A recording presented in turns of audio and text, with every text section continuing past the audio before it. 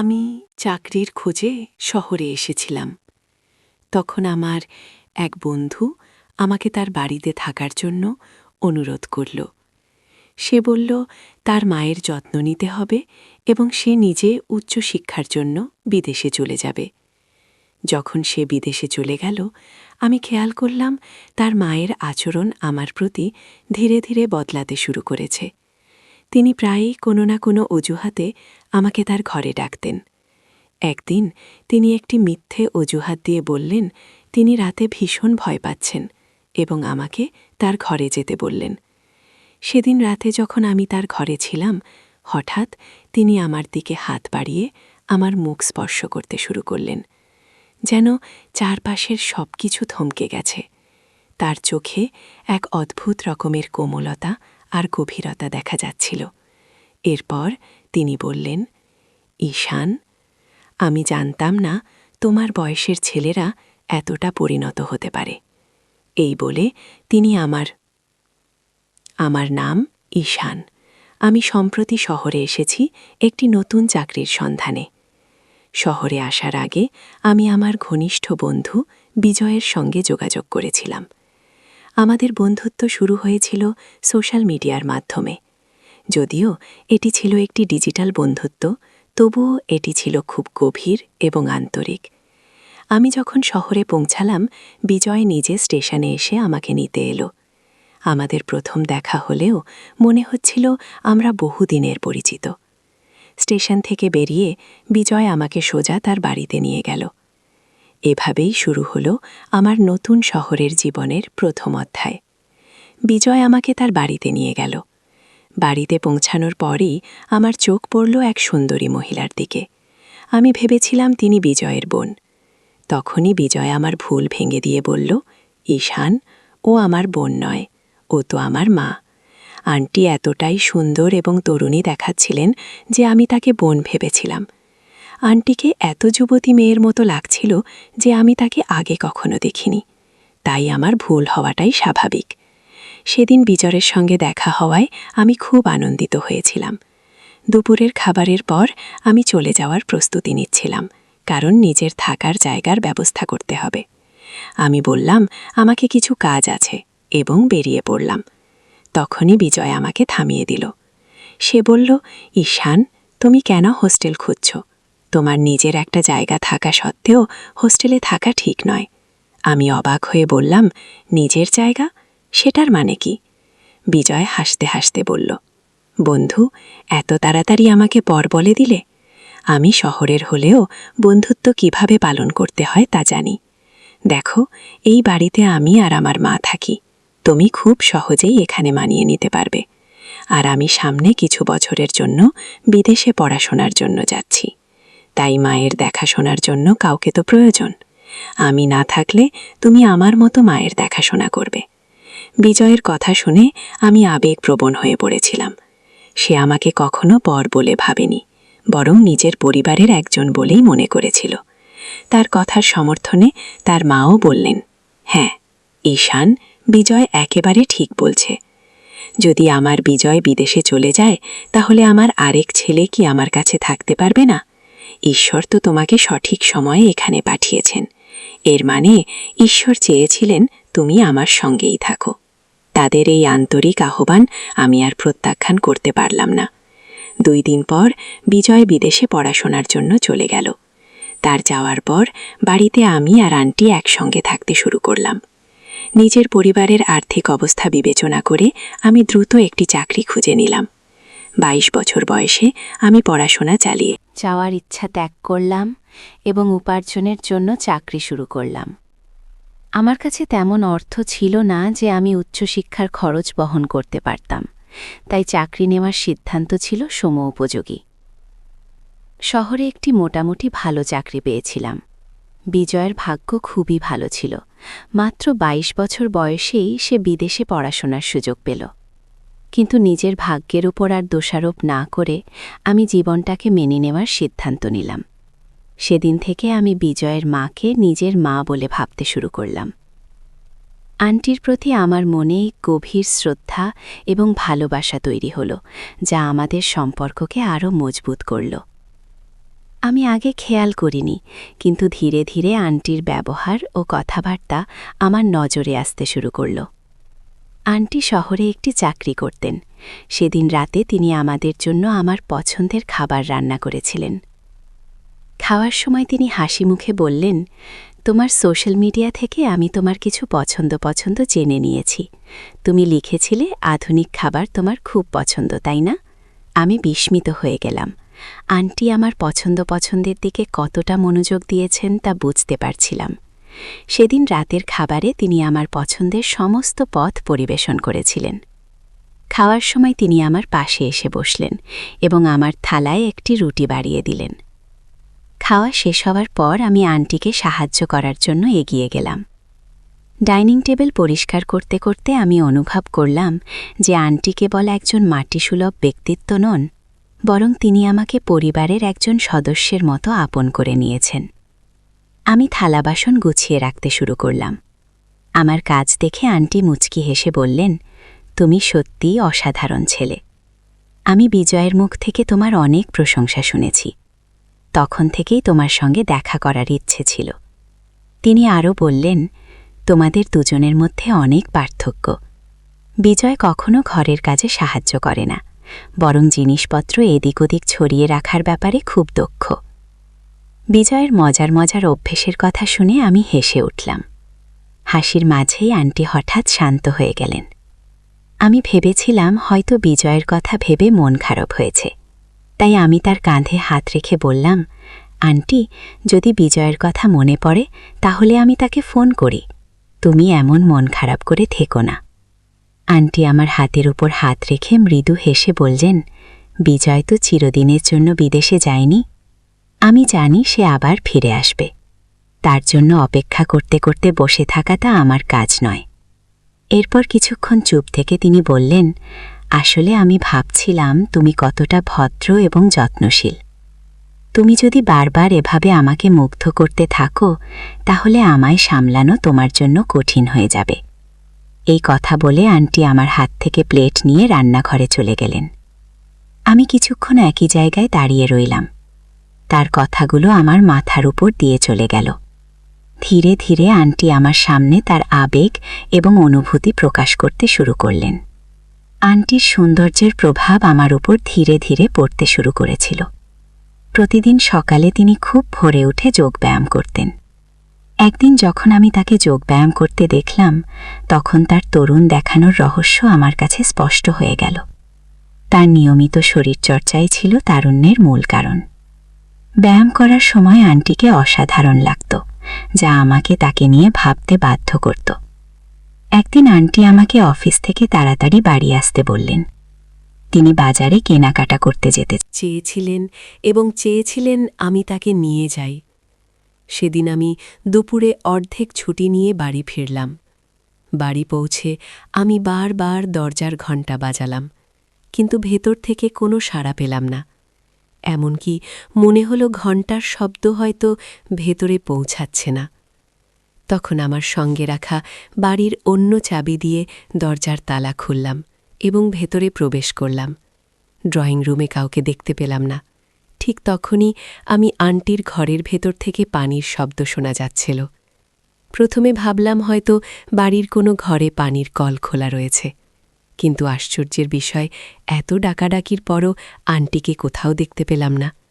মনে মনে ভাবলাম, কে জানে কতক্ষণ ধরে পানি অপচয় হচ্ছে। পানি যাতে আর নষ্ট না হয় সেই চিন্তা করে আমি সেই শব্দের উৎস খুঁজতে শুরু করলাম। ধীরে ধীরে শব্দের দিক নির্দেশনা মেনে আমি একটি ঘরের সামনে এসে দাঁড়ালাম। সেখান থেকে বাথরুমের ভেতর থেকে পানির প্রবাহের শব্দ পাচ্ছিলাম। দরজা খুলতে গিয়েই হঠাৎ দেখলাম ভেতর থেকে দরজা খুলে গেছে। চোখের সামনে আন্টি দাঁড়িয়ে আছেন, সম্পূর্ণ ভিজে। তার মুখে জলবিন্দুগুলো জ্বলজ্বল করছিল। তার চুল থেকে টপটপ করে পানির ফোঁটা পড়ছিল। সেই মুগ্ধকর দৃশ্য দেখে আমি কিছুক্ষণের জন্য স্থির হয়ে দাঁড়িয়ে গেলাম এবং তার দিকে অপলক দৃষ্টিতে তাকিয়ে রইলাম। তার সৌন্দর্যের মোহে এতটাই ডুবে গিয়েছিলাম যে সময়ের ধারণা হারিয়ে ফেলেছিলাম। হঠাৎ দরজা বন্ধ হওয়ার শব্দ শুনে আমার হুঁশ ফিরল। বুঝতে পারলাম তিনি আমাকে দেখে আবার বাথরুমের দরজা বন্ধ করে দিয়েছেন। আমি ধীর পায়ে সেখান থেকে বের হয়ে হল ঘরে গিয়ে বসে পড়লাম। কিছুক্ষণ পর তিনি হল ঘরে এলেন এবং বললেন, ঈশান, তুমি এসে গেছ? আমার ঘরে কেন এসেছিলে? তোমার ঘরে কি পানি নেই? তখন আমি বললাম, তোমার কোনো সাড়া শব্দ পাচ্ছিলাম না, তাই মনে হয়েছিল তুমি হয়তো ঘরে নেই, তবে নলের পানির শব্দ শুনে তোমার ঘরের দিকে চলে এসেছিলাম। তিনি হেসে বললেন, আচ্ছা, কিছুক্ষণ আগে যা হয়েছিল সেটা সম্পূর্ণ ভুল বোঝাবুঝি। আজ আমি স্যান্ডেল দরজার কাছে রেখেছিলাম, তাই হয়তো তুমি খেয়াল করনি যে আমি ঘরেই আছি। এখন তুমি ফ্রেশ হয়ে নাও, আমি একটু প্রস্তুত হয়ে আসি।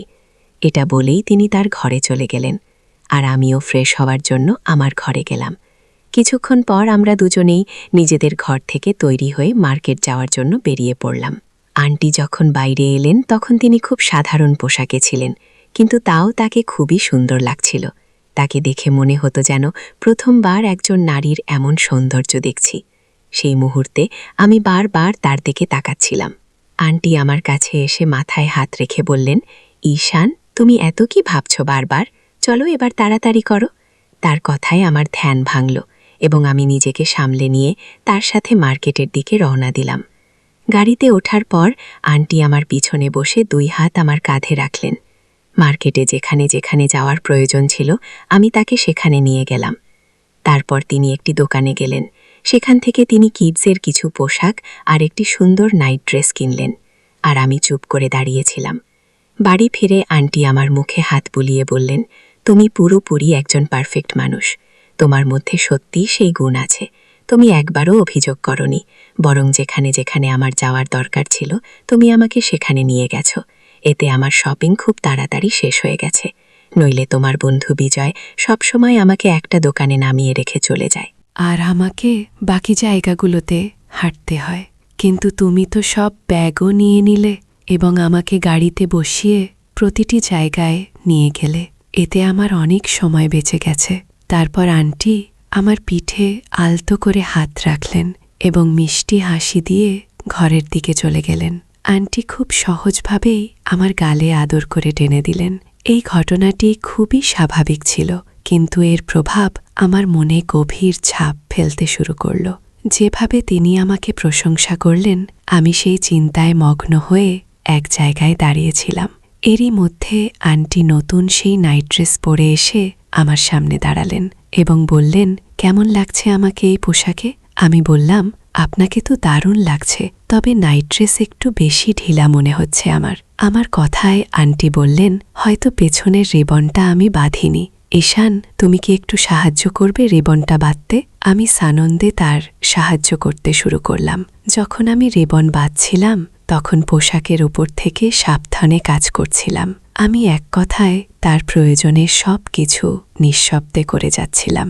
পরের দিন সকালে তিনি যখন অফিস যাওয়ার জন্য প্রস্তুত হচ্ছিলেন তখন একটি নতুন লাল রঙের একটি শাড়ি পরেছিলেন। ভালো করে প্রস্তুত হয়ে আসার পর তার সৌন্দর্য যেন আরও উজ্জ্বল হয়ে উঠল। সেই দিন আন্টি বললেন, গতকাল তুমি দুপুরে আমার জন্য সময় নিয়েছিলে, আজ সকালেও কয়েক ঘন্টার জন্য একটু সময় দাও এবং আমার সাথে অফিসে চলো।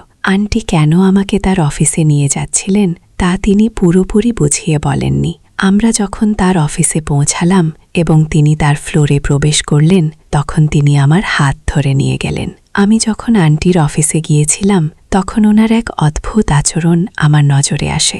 অফিসের কর্মচারীদের মুখে নানা ধরনের ভাব প্রকাশ স্পষ্ট দেখা যাচ্ছিল। আন্টি দেখতে খুব বেশি বয়স্ক ছিলেন না, কিন্তু ওখানে ওনার ভূমিকা কি তা আমি বুঝতে পারছিলাম না। উনি শুধু নিজের ফ্লোরেই আমাকে নিয়ে যাননি, বরং সরাসরি ওনার বসের কেবিনে নিয়ে গিয়েছিলেন। ওনার বস আমাদের এমন এক দৃষ্টিতে দেখছিলেন যেন কিছু একটা বুঝতে চেষ্টা করছেন। আন্টি বসের সাথে পরিচয় করানোর সময় বললেন, এটা আমার ঈশান। এইভাবে কাউকে পরিচয় করানো একটু অস্বাভাবিক মনে হচ্ছিল। পরিচয় করানোর পর আন্টি আমাকে বাইরে নিয়ে এলেন এবং বললেন, তুমি এখন বাড়ি ফিরে যাও। এই কথাগুলো শুনে আমি একটু বিভ্রান্ত হয়ে পড়েছিলাম। আন্টির অফিসে যাওয়ার পুরো ঘটনাটাই আমার কাছে রহস্যময় লাগছিল। সন্ধ্যাবেলায় যখন বাড়ি ফিরলাম আন্টির আচরণ একটু অদ্ভুত মনে হলো। বাড়িতে ঢুকেই উনি আমাকে আলিঙ্গন করলেন এবং বললেন, আজ তুমি আমার সাথে অফিসে গিয়ে সত্যিই অনেক সাহায্য করেছ। তোমার সাহায্য আমার খুব দরকার ছিল। উনি আমার সাথে কথা বলছিলেন, এমন সময় হঠাৎ করে বাইরে বজ্রপাতের প্রচণ্ড আওয়াজ হলো। সেই আওয়াজে আন্টি ভয় পেয়ে গেলেন এবং আমাকে জড়িয়ে ধরলেন। সেই মুহূর্তে ওনার আলিঙ্গনের অনুভূতি ছিল কিছুটা ভিন্ন। বজ্রপাতের আওয়াজ থেমে গেলে আন্টি আমাকে ছেড়ে একটু দূরে সরে গেলেন। যাওয়ার সময় আমার মুখে হাত বুলিয়ে বললেন, ভাগ্য ভালো যে তুমি তাড়াতাড়ি বাড়ি ফিরে এসেছিলে। দেখো, তোমার ফেরার কিছুক্ষণ পরেই এমন প্রবল ঝড় বৃষ্টি শুরু হলো। এই ঘটনাগুলো আমাকে ভাবিয়ে তুলল। আন্টির আচরণ যেন দিনের ঘটনার থেকেও গভীর কিছু বলতে চাইছিল। আন্টি এখন আমাকে নিয়ে আগের চেয়ে অনেক বেশি চিন্তা করতে শুরু করেছিলেন এবং সত্যি বলতে সেই অতিরিক্ত যত্ন নেওয়া আমার বেশ ভালোই লাগছিল। তবে এর পাশাপাশি ওনার আচরণ নিয়ে কিছুটা সন্দেহ হচ্ছিল।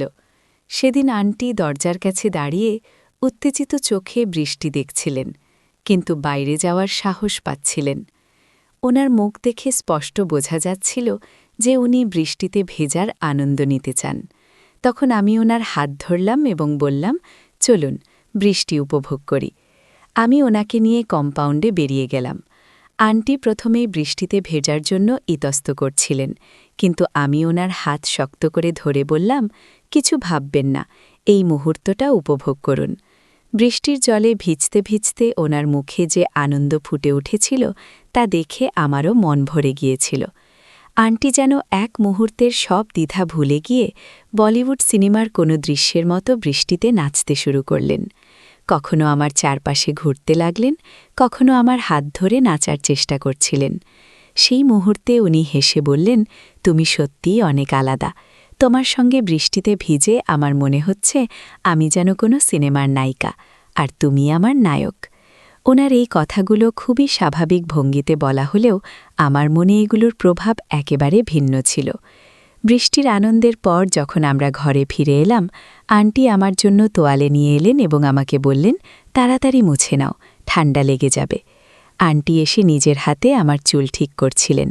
সেই সময় আমাদের চোখে চোখ পড়ল এবং আমি দেখলাম আন্টি আমাকে গভীর ভালোবাসায় দেখছেন। হঠাৎ উনি বললেন, ঈশান, তুমি যেভাবে আমার সাথে কথা বলো তা বিজয় কখনো করেনি। সে সবসময় তার পড়াশোনায় ব্যস্ত থাকত। আমি ওনার কথা শুনে হালকা হাসি দিয়ে বললাম, আচ্ছা আন্টি, আপনি আজ আমার পরিচয় আপনার বসের কাছে আমার ঈশান বলে করিয়েছিলেন, এর মানে কি? কথাটা শুনে আন্টি কিছুক্ষণ চুপ থেকে হঠাৎ উঠে চলে গেলেন। রাতে শোবার সময় আন্টি আমাকে ডেকে পাঠালেন। তিনি বললেন, আজ আমার খুব ভয় লাগছে, তুমি কি আজ আমার ঘরে শোবে?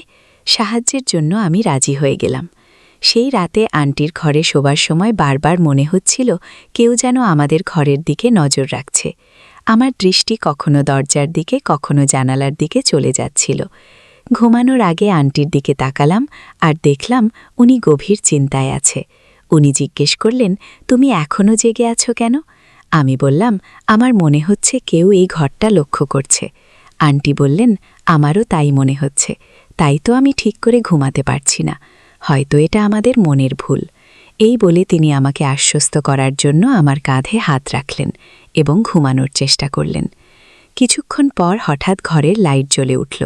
আমাদের ভয় আরও বেড়ে গেল, কারণ মনে হলো কেউ দরজার কাছে এসে কিছু বলার চেষ্টা করছে। এক গভীর রাতের নিস্তব্ধতা ভেঙে হঠাৎ একটি আওয়াজে আমার আর আন্টির ঘুম ভেঙে গেল। উঠে দেখে দরজার সামনে দাঁড়িয়ে আছে বিজয়। আমাদের দিকে চেয়ে বিজয় বলল, মা, তুমি এটা কি করছো? ঈশান আমার বন্ধু, তোমার এমন আচরণ মানায় না। এখন তো তোমাকে মা বলতে পর্যন্ত লজ্জা লাগছে।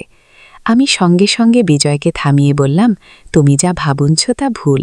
আন্টি ভয়ে ছিলেন, তাই আমাকে ওনার ঘরে থাকতে বলেছিলেন। তবে বিজয়ের মুখে যেসব অভিযোগ শোনা যাচ্ছিল তাতে মনে হচ্ছিল ওর মনে আগেই কোনো সন্দেহ দানা বেঁধেছিল। বিজয় বলতে লাগল, মা, তুমি কিভাবে এমন করতে পারলে? ওনার কথাগুলো এতটা তিক্ত ছিল যে শুনে মনে হচ্ছিল এটি পরিকল্পিত। আমি বললাম, বিজয়, এমন একটা ছোট বিষয়ে তুমি আন্টির উপর এত বড় অভিযোগ আনছ কিভাবে? তুমি কি অন্য কোনো রাগ প্রকাশ করছো? এরপর আমি জিজ্ঞেস করলাম, তুমি তো বিদেশে থাকার কথা ছিল, হঠাৎ করে ফিরে এলে কেন? বিজয় উত্তরে বলল, আমি বিদেশে যেতে পারিনি, কারণ মায়ের কাছে যথেষ্ট টাকা ছিল না। মা টাকার ব্যবস্থা করতে পারেননি, তাই আমি আমার কাকুর কাছে টাকা চাইতে গিয়েছিলাম। তবে মাকে এটা জানাইনি। বিজয় আরও বলল, সেদিন যখন আমি কাকুর কাছে টাকা চাইতে যাই, তখন উনি আমাকে মায়ের সম্পর্কে কিছু কথা বলেন, যেগুলো আমি আগে কখনো ভাবিনি বা গুরুত্ব দিইনি। আমার কাকু একদিন আমাকে বললেন, তোমার মা একজন অপরিচিত পুরুষের সাথে অস্বাভাবিক সম্পর্ক রাখছে। ওনার কথাগুলো আমার মনে গভীর ছাপ ফেলেছিল, কারণ ওনার কথা অস্বীকার করার কোনো কারণ ছিল না। বাবার অনুপস্থিতিতেও মা কেন এত সজ্জিত হয়ে থাকতেন তা নিয়ে আমি আগে কখনো ভাবিনি। কাকুর কথা শোনার পর আমার মনে অনেক প্রশ্ন উঠে এলো। সেই দিন থেকেই আমি ঠিক করলাম মায়ের ওপর নজর রাখব। আমি প্ল্যান করলাম যে মাকে পরীক্ষা করার জন্য একটা ছল করব। ঠিক সেই সময় ঈশান শহরে আসার কথা ছিল। আমি ঘোষণা করলাম যে আমি বিদেশে যাচ্ছি এবং ঈশানকে মায়ের সঙ্গে থাকার জন্য অনুরোধ করলাম। আমার সন্দেহ ছিল মায়ের প্রভাব ঈশানের ওপরও পড়তে পারে। পরে যা ঘটেছিল তা আমার সন্দেহকে সত্যি প্রমাণ করল। আমি দেখলাম মা এবং ঈশানের মাঝে কিছু অস্বাভাবিক ঘটছে। তবে ঈশানের দিকে আমার কোনো অভিযোগ নেই। আমি জানি মা ঈশানকে প্রলুব্ধ করেছিলেন। বিজয় শেষ পর্যন্ত একটু শান্ত হল। তখন আমি বললাম, তুমি তোমার মায়ের উপর অভিযোগ করেছ, এখন খুশি? যদি আরও কিছু বলার থাকে বলো, কারণ এরপর তোমার বলার সুযোগ হয়তো আর হবে না। আমি আরও যোগ করলাম, তুমি শুধু আমাদের উপর নজর রেখেছ, কিন্তু মায়ের আসল পরিস্থিতি দেখতে পাওনি। ও আমাকে অফিসে নিয়ে গিয়েছিল, কারণ ওনার নতুন বস ওনাকে সন্দেহের চোখে দেখছিল। ও চেয়েছিল আমাকে সামনে রেখে পরিস্থিতি পরিষ্কার করতে। আমি বিজয়কে বললাম, তোমার মা একা নন, তবে তোমার থেকেও কোনো সাহায্য পান না। ওনার বসকে ওনার নিজের ক্ষমতা বোঝানোর জন্যই আমাকে অফিসে নিয়ে গিয়েছিলেন, আর তুমি যা দেখছ তা ভুল। যখন তিনি আমার ওপর হাত রেখেছিলেন তখনও তিনি আমাকে তোমার মতোই ভেবেছিলেন। মা কখনো আমাদের মধ্যে পার্থক্য করেননি। তুমি যদি অন্যদের কথায় কান না দিয়ে নিজের মাকে বোঝার চেষ্টা করতে, তাহলে ওনার সম্পর্কে এমন কুৎসিত কথা বলতে না। কয়েকদিন এখানে থাকার পর বুঝেছি যে আন্টি মানসিকভাবে খুব একা। তোমার জন্যই তিনি দ্বিতীয় বিয়ে করেননি এবং সবসময় তোমার জন্যই বেঁচে থেকেছেন। কিন্তু যখন তোমার দায়িত্ব নেওয়ার সময় এলো, তুমি নিজের যথে এতটাই মগ্ন ছিলে যে মাকে অবহেলা করেছ। উপরন্তু অন্যদের কথা শুনে নিজের মায়ের উপর অবিশ্বাস দেখিয়েছ। আমি কথা বলছিলাম, তখন আন্টি আমার কাঁধে হাত রেখে বললেন, ঈশান, তোমার মধ্যে যে বুদ্ধি ও বোঝাপড়া আছে তা বিজয়ের মধ্যে নেই। আমি ওকে কখনোই কষ্ট করে কিছু অর্জন করতে দিইনি। ওর প্রয়োজনে সবকিছু আমি সময় মতো দিয়ে দিয়েছি। অথচ আজ আমার নিজের ছেলেই আমার ভালোবাসার প্রতিদান দিয়েছে সন্দেহ আর অবিশ্বাস দিয়ে। আমি বিজয়কে বললাম, তোমার কাকু কাকিমা তোমাকে তোমার মায়ের বিরুদ্ধে উচকে দিয়েছেন, যাতে তোমাদের মধ্যে দূরত্ব তৈরি হয়। তারা সবসময় চেয়েছেন তোমরা একে অপরের থেকে আলাদা হয়ে যাও। আমি আন্টির দিকে তাকিয়ে দেখছিলাম। যখন তিনি বললেন, তোমার কাকিমার কাছে যাওয়ার আগেই আমি তোমার কাকুর কাছে গিয়েছিলাম তোমার বাবার সম্পত্তির অংশ চাইতে, কিন্তু তিনি স্পষ্টভাবে জানিয়ে দিয়েছিলেন তিনি কিছুই দেবেন না। তখন আমি তাকে বলেছিলাম প্রয়োজনে আইনের সাহায্য নেব। সবকিছু আমি তোমার জন্যই করছিলাম বিজয়, কারণ আমি চেয়েছিলাম তুমি বড় শহরে পড়াশোনা করতে যাও। আমি কখনোই তোমার স্বপ্নগুলোকে ভাঙতে চাইনি, কিন্তু আমি জানতাম না তুমি এত সহজেই অন্যদের কথায় প্রভাবিত হয়ে যাবে। আজ তুমি তোমার মায়ের ভালোবাসার প্রতিদান এভাবেই দিলে। এই কথা বলে আন্টি কান্নায় ভেঙে পড়লেন। উনার কথা শুনে বিজয় যেন হঠাৎ করে বাস্তবে ফিরে এলো। সে বুঝতে পারল সে অন্যদের কথায় মাকে বিশ্বাস করতে ভুল করেছিল এবং আন্টিও আমার উপর ভিত্তিহীন সন্দেহ করেছিল। নিজের ভুল বুঝতে পেরে বিজয় কান্নার মধ্যে মায়ের কাছে ক্ষমা চাইল। আন্টি ছিলেন একজন মা, তাই তিনি তার ছেলেকে সহজেই ক্ষমা করে দিলেন। বিজয় তখন আমাকে অনুরোধ করল আমি যেন তাদের বাড়িতে থেকে যাই, কিন্তু আমি বুঝতে পারলাম এই মা ছেলের সম্পর্ক আবার স্বাভাবিক হওয়ার জন্য তাদের সময়ের প্রয়োজন। বিজয়ের উচিত তার মায়ের ত্যাগ এবং তার জন্য করা সংগ্রামগুলো উপলব্ধি করা। আমি বাড়ি ছেড়ে চলে যাওয়ার আগে আন্টির দিকে তাকিয়ে বললাম, আপনার মমতা আর ত্যাগের জয় হবেই। বিজয় আপনাকে আবার বুঝতে শিখবে। আন্টি চোখের জল মুছতে মুছতে বললেন, তুমি ঠিক বলছ ঈশান। আমি ছোটবেলা থেকেই আমার বাড়ির দারিদ্র্য দেখেছি। সেই সময় থেকেই ছোটখাটো কাজ করে পরিবারের পাশে দাঁড়ানোর চেষ্টা করেছি। কিন্তু আজকের দিনে আমরা অনেক সময় লক্ষ্য করি বাবা মায়েরা তাদের সন্তানদের প্রত্যেকটা ইচ্ছা অবিলম্বে পূরণ করার চেষ্টা করেন। এর ফলে সন্তানেরা এসবের অভ্যেস করে ফেলে। যদি কোনো সময় বাবা মা সন্তানদের চাহিদা পূরণ করতে ব্যর্থ হন, তখন সন্তানরা রেগে যায় এবং অনেক সময় তাদের সাথে খারাপ ব্যবহারও করে। এমন পরিস্থিতি এড়াতে বাবা মায়েদের উচিত সবসময় সন্তানের সব ইচ্ছা পূরণ না করা। মাঝে মাঝে না বলাও অত্যন্ত জরুরি। সন্তানদের বোঝা উচিত যে তাদের বাবা মা তাদের জন্য দিনরাত পরিশ্রম করেন। তবেই তারা সম্পর্ক, ভালোবাসা এবং অর্থের প্রকৃত মূল্য বুঝতে পারবে। বন্ধুরা, এটাই ছিল আজকের গল্প। আপনারা এই গল্পটি কেমন লাগলো তা আমাদের কমেন্টে জানাতে ভুলবেন না। ভিডিওটি ভালো লাগলে লাইক, শেয়ার এবং সাবস্ক্রাইব করতে ভুলবেন না।